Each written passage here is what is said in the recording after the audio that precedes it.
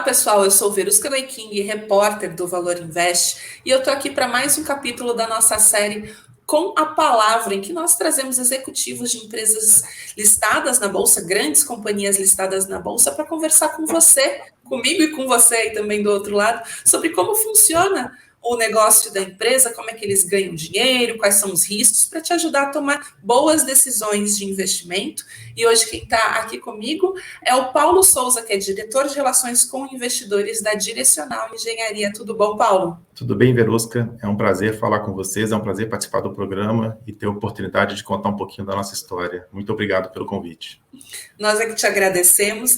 E antes da gente entrar na história da empresa, eu vou pegar um dado mais recente que vocês divulgaram nos últimos dias, que foram os recordes de lançamentos e de vendas no segundo trimestre, antes do balanço, que a gente também vai conversar sobre balanço, mas as empresas do setor imobiliário costumam divulgar os números das prévias, de como foram os lançamentos, quanto tem de terreno, o que já foi vendido, e vocês tiveram números super positivos aí no segundo trimestre.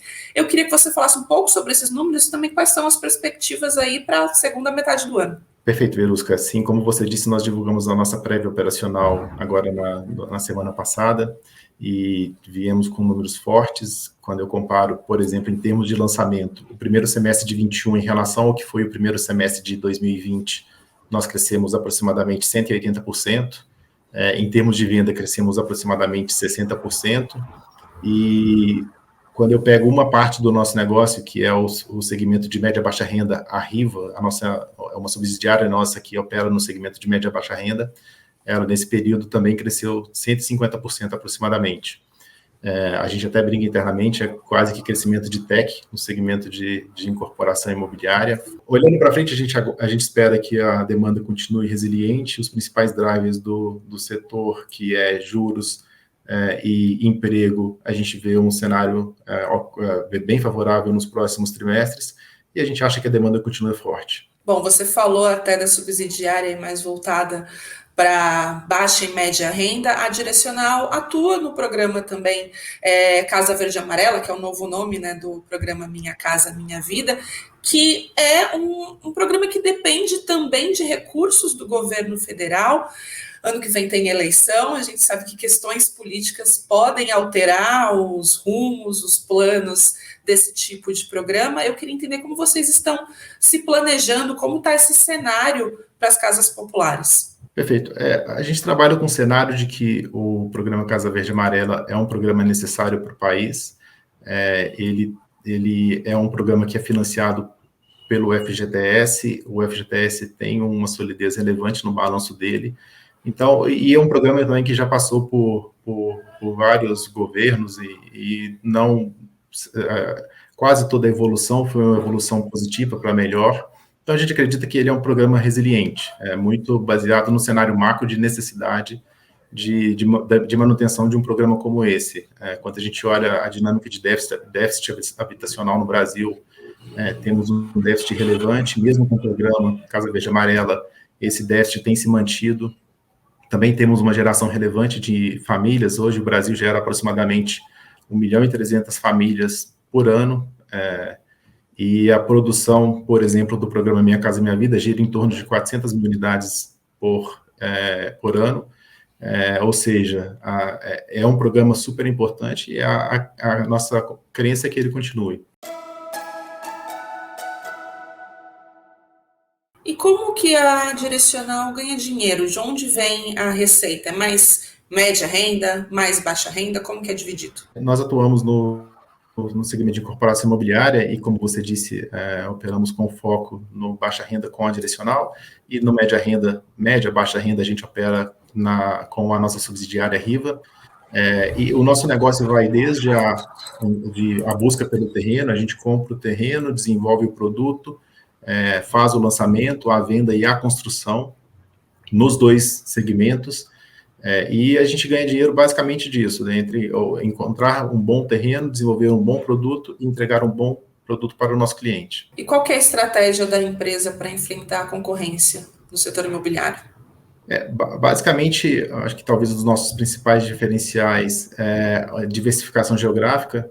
Estamos não estamos concentrados em uma única região. Se você olhar pelas empresas que estão na Bolsa hoje, a maior parte está concentrada na cidade de São Paulo, que, sem dúvida, é talvez a região mais óbvia de se operar nesse segmento, mas quando você olha todo o business, faz sentido você ter uma diversificação geográfica, se você souber fazer isso, e temos um histórico relevante nessa estratégia. Operamos, então, em 9 estados, e eu acho que esse é um grande diferencial até para enfrentar a concorrência, porque nos estados fora da região de São Paulo, a concorrência é menor. Outra estratégia relevante é o nosso método construtivo. Nós temos um método construtivo que é bastante industrializado, um foco relevante na eficiência, e a gente acredita que a gente consegue, então, dessa forma, entregar produtos de alta qualidade a preços bastante competitivos para os nossos clientes. E, por último, a gente adota uma estratégia de repasse na planta, que a gente chama, que é que o cliente contrata o financiamento no banco no momento da compra do imóvel. Normalmente, as incorporadoras tradicionais, elas vendem o imóvel para o cliente, assinando um contrato de compra e venda, constrói aquele imóvel, e no final, no momento da entrega, é que o cliente busca o financiamento no banco. No nosso negócio é diferente, a gente adota uma estratégia diferente em que eu vendo a unidade, o cliente contrata o financiamento nesse momento e a gente constrói o imóvel já com o cliente com o financiamento contratado. Esse também é um grande diferencial nosso e isso melhora bastante o nosso negócio, diminui bastante riscos. E quais são os principais custos? Você tinha falado sobre compras de terreno, até nos dados das prévias. O terreno é o principal custo de vocês? Eu diria que o nosso principal custo e despesa é com pessoal, são pessoas, são tanto na construção, no nosso escritório e no time de venda. O segundo custo é terreno, e aí tem uma diferença, os terrenos da Riva são um pouco mais caros que os terrenos da Direcional. E, por último, o custo de materiais, em que temos uma cadeia de materiais bastante pulverizada. A construção civil, talvez todo mundo já construiu ou fez alguma reforma, é uma lista gigante de materiais, que a gente até vê uma certa pulverização de riscos nessa pulverização relevante. Quanto à questão dos materiais, nós temos visto a inflação acelerando nos últimos meses, e em um dos pontos, quando a gente vai ver ali o que subiu de preço, o material de construção tem subido muito. Como isso tem afetado o caixa de vocês? Como vocês têm feito para minimizar esse efeito aí nos custos? Quando a gente olha o aumento de preço dos materiais, a gente talvez consiga separar em 3 pontos. O principal é o aumento das commodities. A gente viu aí um aumento relevante nas commodities, talvez destaques do minério de ferro, do ar em geral. Na sequência, houve também uma quebra da cadeia de fornecimento de alguns insumos, que também impactou no preço. E, por último, um aumento relevante da demanda por material de construção, seja pela autoconstrução. A gente acho que talvez a pandemia levou as pessoas para dentro de casa e as pessoas resolveram reformar suas casas. A gente viu algumas estatísticas relacionadas a isso, seja pelo próprio crescimento do setor de construção civil e talvez as incorporadoras, etc. A gente já está vendo, talvez, um arrefecimento desse aumento de preços, mas ainda é um ponto que a gente tem olhado com bastante atenção, e o que a gente entende aqui como alternativa é continuar procurando ganho de eficiência para a gente resguardar o nosso resultado com aumento da nossa eficiência. E o segundo ponto é, considerando um cenário de demanda favorável, na medida do possível, repassar preços para o cliente. Subir, quando for possível, subir preço do nosso imóvel e recuperar um pouco da margem aí. Com os investidores cada vez mais atentos às questões ESG, que é aquela sigla para padrões ambientais, sociais e de governança, o que a Direcional tem feito para aprimorar e elevar esses padrões dentro da empresa para chamar a atenção desses investidores que se preocupam com isso? Eu acredito que o nosso negócio tem a vocação ESG. Nós transformamos os ambientes em que a gente trabalha. Quando a gente compra um terreno, nós compramos um terreno normalmente in natura, desenvolvemos um produto, contratamos pessoas da comunidade para construir, entregamos um produto de qualidade. Uma informação interessante, né? As estatísticas do IBGE mostram que a população brasileira, pouco mais de 60% da população brasileira tem água tratada e saneamento básico. 100% dos clientes da direcional do programa Casa Verde e Amarela tem água tratada e esgoto tratado. Então, tem um impacto ambiental e social relevante o nosso negócio. E quando a gente fala em termos de governança, a Direcional é uma empresa que está no novo mercado, temos um conselho muito atuante, temos os conselheiros independentes, temos mulheres no nosso conselho, apostamos e acreditamos muito na diversidade. Quais são os principais riscos da Direcional que faz com que a administração da empresa esteja sempre atenta e que o investidor também deve acompanhar com atenção? Eu acho que o principal risco, o principal driver, e que por isso o principal risco seja a taxa de juros, o nosso cliente ele precisa de financiamento para comprar o imóvel. Como você disse, no Casa Verde e Amarela, ali tem algumas condições bastante favoráveis para o cliente comprar o imóvel, e é muito importante que elas sejam mantidas para que essas pessoas consigam adquirir o imóvel dela, e mesmo no mercado, na Riva, quando opera fora do Casa Verde e Amarela, também juros é o principal driver. Hoje, quando a gente olha para frente, há uma tendência de aumento da taxa de juros, a gente tem visto o Copom subiu a Selic de 2 para 4,15 agora, e quando a gente olha para frente, as expectativas de mercado é que juros continuam subindo, mas até na nossa visão, para clarear um pouco esse ponto, quando a gente olha o Boletim Focus, por exemplo, a expectativa é que em 2022 os juros estejam em 7%, e se eu olho de forma retrospectiva, 7% até 2015, até 2018 nunca tinha acontecido. É a primeira vez que a gente tem Selic abaixo de 7%. Então, a nossa crença é que esse é um risco que está controlado, e olhando as curvas longas, parece que a taxa de juros vai continuar abaixo desse patamar. E dessa forma a gente acredita que esse risco está mitigado. Quais são os principais desafios da empresa justamente para uma economia que ainda não engatou, está cambaleante, aí, pelo menos o que se esperava no começo do ano ainda não está se realizando, e a gente tem os juros em alta, com a inflação em alta, você já explicou que esse é o maior desafio, diz que quando necessário, vocês repassam o preço para o consumidor, mas vocês atuam numa área, né, como não é alta renda, é justamente o pessoal que sente mais forte no bolso, baixa e média renda, qualquer aumento de preços.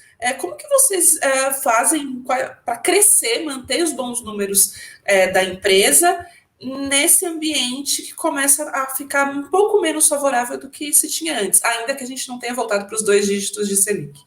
Como eu disse, né, a gente sobe preço quando é possível, porque é um segmento, principalmente quando a gente olha o Casa Verde e Amarela, bastante competitivo.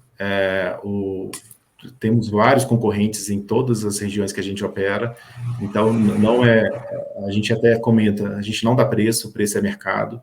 Então, talvez o nosso principal desafio aqui seja manter a eficiência, ganhar eficiência para a gente conseguir entregar o retorno. Quando eu olho internamente, continuar encontrando bons terrenos em boas localidades, continuar entregando um produto de alta qualidade, com um custo cada vez mais menor, ganhar eficiência e ser mais produtivo.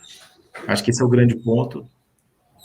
E como juros é mercado, juros é uma variável que a gente não tem controle, temos que sempre buscar o caminho da eficiência para conseguir contornar essas eventualidades. Além de ganho de eficiência nos negócios e locais onde vocês já atuam, onde estão as oportunidades de crescimento da Direcional? Você falou que a empresa atua em mais cidades do que geralmente os concorrentes de vocês costumam atuar. Vocês têm planos de expandir geograficamente, ou a expansão da empresa vai se dar de uma outra forma? Qual é o plano? No momento, nós pretendemos continuar nas praças em que atuamos agora. A gente entende que a gente tem uma participação do mercado pequena em todas as praças, é um mercado muito grande, como eu disse agora há pouco, a gente tem um déficit habitacional de aproximadamente 7 milhões de habitação no Brasil, a penetração da incorporação imobiliária no país ainda é baixo, especialmente nas regiões em que a gente atua. O crescimento é focado na diversificação de produtos com a Riva, operando num segmento um pouco acima, mas nas mesmas regiões em que a gente já atua. Esse talvez fosse a grande oportunidade que a gente vê agora para crescer. Temporada de balanço, daqui a pouco a gente tem de novo. Quais são as 3 principais métricas que o investidor pode olhar no balanço de vocês para ter uma noção de como a empresa está se desenvolvendo, se está melhorando em relação ao que era, porque a gente sabe que vem um calhamaço, um monte de número, e às vezes as pessoas não entendem exatamente o que é importante para cada setor, né? Porque muda, às vezes, o que é mais importante de olhar de um setor para o outro, de cada empresa. Então, no caso de vocês, quais são os 3 principais números ali no balanço para o investidor acompanhar o desempenho e também poder comparar com as concorrentes? Perfeito. Eu vou dividir em 2 tipos. Primeiro, os operacionais, e aqui eu vou falar 3 e depois eu falo 2 financeiros, então eu vou superar os seus 3 indicadores. Quando eu olho operacional, e pegando um gancho na pergunta anterior, eu acho que banco de terrenos, que é a nossa matéria-prima, é um indicador fundamental para entender o caminho que a companhia está seguindo. A Direcional e a Riva somadas possuem aproximadamente 25 bilhões de reais em potencial construtivo, de produtos que a gente pode desenvolver. Então, essa é a nossa matéria-prima. Eu somaria, ainda nas informações operacionais, a gente acabou de divulgar a prévia operacional, lançamento e vendas, porque lançamento e vendas, eles mostram para onde os resultados financeiros estão caminhando, pelo menos em termos de volume, porque no nosso setor, a contabilidade, ela é feita de uma forma um pouco diferente. A gente só contabiliza a receita quando a gente constrói aquela unidade que está vendida. Então, primeiro eu vendo, depois eu construo. Então, se as minhas vendas estão crescendo, é de se esperar que, se a construção ocorrer como a gente espera, a receita cresça nos trimestres subsequentes. Então, esses 3 indicadores são bastante importantes. O primeiro para crescimento, os outros 2 para entender tamanho. E quando eu olho números financeiros, eu destacaria 2. O primeiro, margem bruta, porque margem bruta nada mais é do que a eficiência da companhia, por quanto ela vende e quanto custa o produto que ela está vendido. E aí, quanto maior a margem bruta, maior a eficiência operacional daquela companhia. E, por último, o famoso ROI, que é o retorno sobre o patrimônio líquido do investidor, que isso é o quanto de retorno nós aqui, a companhia, está conseguindo entregar para o seu acionista. Acho que essas são as principais métricas do nosso setor e talvez as principais métricas para acompanhar a Direcional. Falando em retorno para o investidor, quem investe de olho em dividendos também, não só a valorização da ação, qual que é a política de pagamento desses dividendos para os investidores? Como bom pagadores de dividendos, se eu pego a janela aí de novembro, outubro do ano passado até agora, nós pagamos dividendos em 2 momentos, num total de 220 milhões de reais. Nesse mesmo período, nós compramos aproximadamente 50 milhões de reais em ações, temos um plano de recompra em andamento. Somando tudo, a gente devolveu para o nosso acionista, dividendos mais ações, 270 milhões de reais, e que, se eu divido isso pelo valor de mercado da companhia, que é aproximadamente 2 bi, a gente vai chegar aí num dividend, que é quanto eu paguei de dividendos em relação ao quanto a empresa vale no mercado, de aproximadamente 15%. Isso nos coloca entre as principais pagadoras de dividendos nesse período, e até historicamente, se você voltar nos anos anteriores, também somos bons pagadores. A nossa política hoje, nós temos a política normal do novo mercado, que é pagar no mínimo 25% do lucro que a gente reporta anualmente, mas também temos uma política que interna nossa, do nosso conselho, que a gente tem uma meta de pagar, no mínimo, dos 2 o maior, 40% da geração de caixa ou 5% do lucro líquido. A gente tem sempre pago um pouco mais, temos pagado sempre um pouco mais do que esse montante, mas essa política está vigente e provavelmente a gente, no mínimo, vai seguir ela. E com tantas concorrentes no mercado, é um dos poucos setores que a gente tem várias empresas listadas na Bolsa, então é mais fácil olhar ali os concorrentes. Por que o investidor deveria comprar uma ação da Direcional? Eu vou fazer quase que uma retrospectiva da nossa conversa aqui.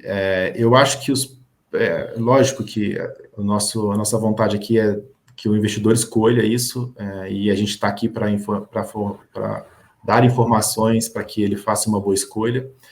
Mas eu acho que eu destacaria os nossos principais diferenciais, que é uma construtora e incorporadora eficiente e que está dispersa geograficamente. Então, a gente diminui o risco de, eventualmente, estar concentrado numa única região. E aí, o estar concentrado no nosso segmento tem alguns problemas. Um deles, o custo do terreno costuma ser maior quando tem uma concorrência maior, porque a gente concorre para comprar o terreno. A mão de obra, a gente depois compete pela mão de obra. Eventualmente, existe uma sobreoferta no nosso segmento, porque um detalhe, quando você está desenvolvendo um projeto, você não sabe se no terreno do lado tem alguém desenvolvendo o projeto ali. E pode ser que aqueles dois projetos saiam ao mesmo tempo, e você acaba tendo uma concorrência maior do que você esperava. Então, estar concentrado em uma única região, você acaba tendo um pouquinho mais de risco. O outro diferencial que eu acho relevante é esses produtos, a gente estar no segmento Casa Verde Amarela, que é um segmento bastante resiliente, em que tem uma demanda muito forte todos os anos. Nos últimos 10 anos, o programa foi mais ou menos do mesmo tamanho.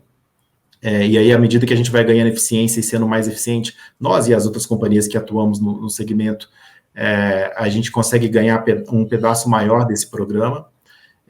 E também, né, além de estar no Casa Verde Amarela, é a gente operar fora do programa e conseguir capturar essa oportunidade que a gente vê agora, em que, mesmo com a alta dos juros que está acontecendo agora, os juros históricos ainda são muito baixos, os juros para o crédito habitacional ainda é muito baixo, e os bancos estão cada vez com maior apetite para o crédito habitacional, o crédito imobiliário. É uma forma de fidelizar o cliente, é uma forma de ter um cross-selling com o cliente. Então, a gente está nesse segmento também é um diferencial relevante. Acho que esses são os principais pontos. E também temos um time, por último, né, um time bastante experiente. Somos uma empresa de 40 anos que estamos no mercado nesse período todo, um mercado no Brasil, né, que é um mercado bastante volátil. E acho que a gente tem capacidade de continuar navegando nesse mercado e tentar capturar essas oportunidades para os nossos acionistas. Bom, depois desse raio-x sobre os negócios da empresa, quem está assistindo a gente ainda tiver alguma dúvida, qual que é o canal de comunicação para falar com você e seu time aí de relação com investidores para tirar alguma eventual dúvida? Eu acho que o principal canal é o nosso site de RI, ali, ainda mais agora no momento de pandemia, o telefone a gente está usando cada vez menos o telefone, então pelo site de RI você consegue entrar no Fale com RI, mandar alguma mensagem. A gente responde bastante rápido a esses questionamentos, e acho que talvez fosse o melhor, e podemos, se for dúvidas mais complexas, a gente pode marcar um telefonema, a gente entra em contato com a pessoa, faz uma videoconferência e tira todas as dúvidas. Tá certo. Paulo, eu queria agradecer muito a sua presença nesse encontro virtual comigo e com os leitores do Valor Invest. Perfeito. Muito obrigado, Verusca. Bom, esse foi mais um Com a Palavra, hoje com a Direcional. Eu agradeço a sua audiência. Se você tiver alguma sugestão de empresa, deixa aqui na caixinha de comentários quem que você quer que a gente traga aqui, a empresa, o executivo que você gostaria de ouvir falar sobre os negócios. Se você gostou também do conteúdo, eu peço para você deixar um like aqui embaixo nesse vídeo e acompanhar também as outras empresas, que a gente já tem várias aqui do lado que você pode olhar. A gente já conversou com bastante gente para você se informar um pouco melhor sobre o que acontece na Bolsa, as empresas que estão listadas. E eu guardo a sua companhia, a sua audiência no próximo episódio do Com a Palavra. Até lá. Tchau.